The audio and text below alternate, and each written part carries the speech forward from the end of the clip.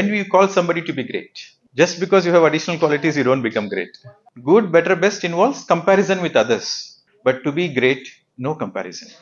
There is no comparison with others. To be great means to be the best of who you are. That is the definition of great. To be great means to be the best of who you are. Every child is a great child. I'm going to ask you a very fundamental question. Every child is a great child. Why every child is a great child? Have you seen a babies like less than 1 year, 6 months babies, 7 months babies, 3 months babies? How they are? They are so comfortable within their skin. Yes, they are so comfortable. If you see their eyes, they are so pure, very innocent, and no thinking in the mind.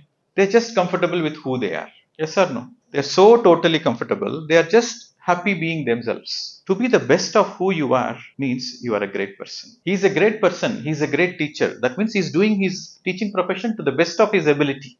So we can say he's a great teacher. If you say he's the best teacher, that means it involves comparison. When you say he's a great teacher, means he's doing his best. He's already doing his best. He's doing his own best. When you are doing your own best, you become great. When you are doing your own best, you become great. Now, do you want to be great teacher or you want to be the best teacher? If you want to be a best teacher, there is a lot of stress inside. I want to be the best. I want to be the best. But if you want to be great, then there is no competition. There is no stress. There is nothing. You have to be the best of who you are. What? How can you define yourself? How can you define anybody? Okay, so how can you describe her? So based on her thoughts, based on her words, and based on her actions. Correct? What kind of thinking she has? What kind of thinking? She has right thinking, always positive thinking. What kind of words she speaks? Always inspiring words. And what kind of actions she is doing? Always perfect. Any action she do is perfect. So your thoughts, your words, and your action defines you. Yes or no? Correct? For anybody, it is the same. Your thoughts, your words, and your actions define you. Write it down. So that is your definition. My thoughts, my words, and my actions define me. That is my definition. Suppose if you have negative thinking, what will people call you? You are a negative person. If you speak negative, what will people call you? If your actions are disastrous, hurting others, they will call you bad person. Suppose if your thinking is positive, they call you positive person. If your thinking is miraculous, then people call you miraculous person. So your thoughts, your words, and your deeds define you. Now, to be the best version of who you are, to be great means you have to work on your thought level, you have to work on the words level, you have to work on the action level. What defines your thought pattern? What defines your words? What defines your actions? For example, if you are irritated, imagine you are irritated. You are already irritated. Somebody is coming and asking you a question. What will you do? You will say, don't disturb me. I mean, you are frustrated, no? Suppose you are very, very happy. You are very happy. Then somebody is coming and asking you help. What will you do? Of course, I'll do. So, what defines your mood swings? Your energy levels. Your energy levels. If you are fully energetic, you are fresh. If you are tired, if your energy levels are low, you are very tired and you are very frustrated. If your energy levels are high, even though there is a lot of work, now imagine she is full of energy.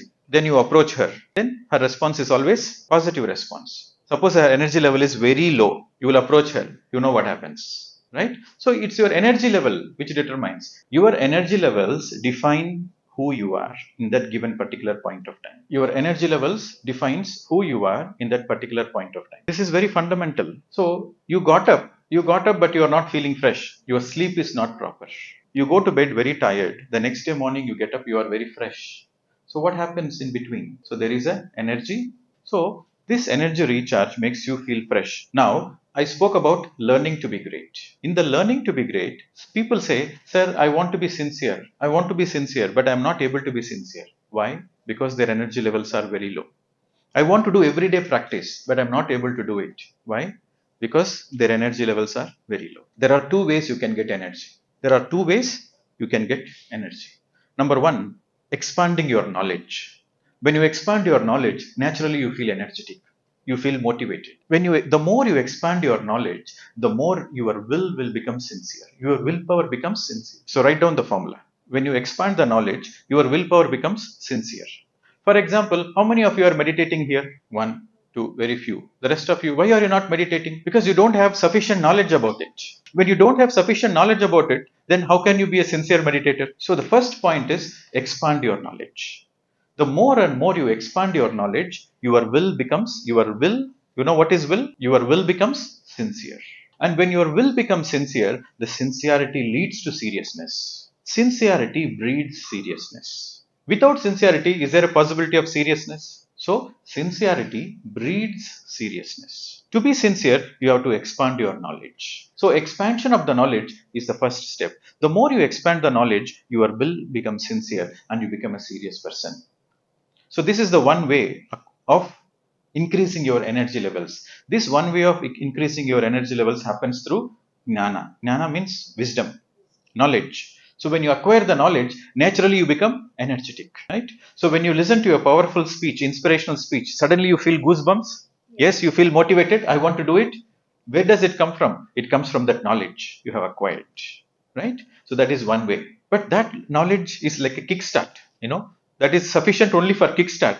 After that, for the engine to go forward, you need fuel. That fuel comes from your sadhana. That fuel comes from your sadhana. So now the second way to increase your energy levels is when you do sadhana. So that we are going to practically experiment. So whatever the energy you get during sleep is not sufficient. Yes or no? Whatever the energy you get during sleep is not sufficient. By evening, you are already tired. Some people are tired by afternoon only. So it is not sufficient.